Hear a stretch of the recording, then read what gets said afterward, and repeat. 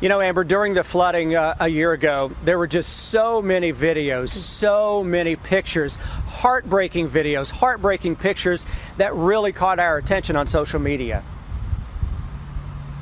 Yeah, and one of those was of a 17-year-old girl trapped on the roof of her Whitesburg home. A year later, I caught up with Chloe Adams and her beloved dog, Sandy, to talk about the trauma of that night and about looking forward.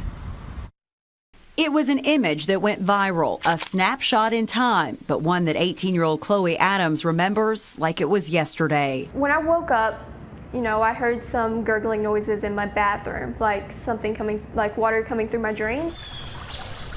What the teenager was unaware of was the tranquil creek outside her home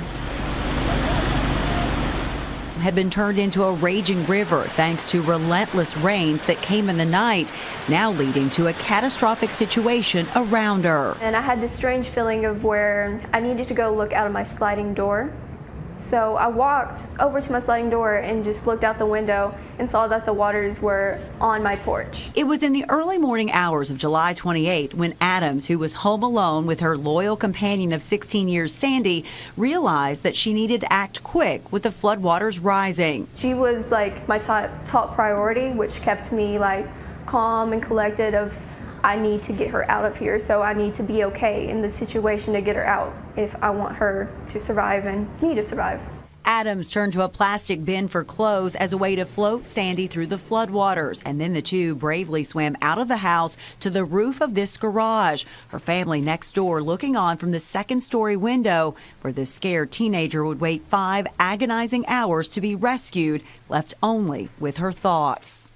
Will this water ever go down? Will I ever get off of this rooftop? I was also praying to God, just thanking God that I am on this rooftop, out of the water, that Sandy is in my arms. And then it came. Her cousin on a kayak to save she and Sandy. It's a video that perhaps is even more moving than the photo of her on the roof. I was so happy to see him just swimming over to me and being able to actually talk to someone face to face, Now, a year later, Adams is living in Lexington with her father. She and Sandy are a long way from that night in July, but she says the trauma is still something that lingers. There has been times when it's raining really hard outside, like hailing outside, where I would start to internally freak out and start to think am I going to be okay? Adams lost the home she loved and knew. It is a story she shares with so many fellow Eastern Kentuckians. And in this picture, it's her faith she credits with getting herself and Sandy to this point a year later. I would say God 100% has got me through this mentally and physically, just has lifted me up.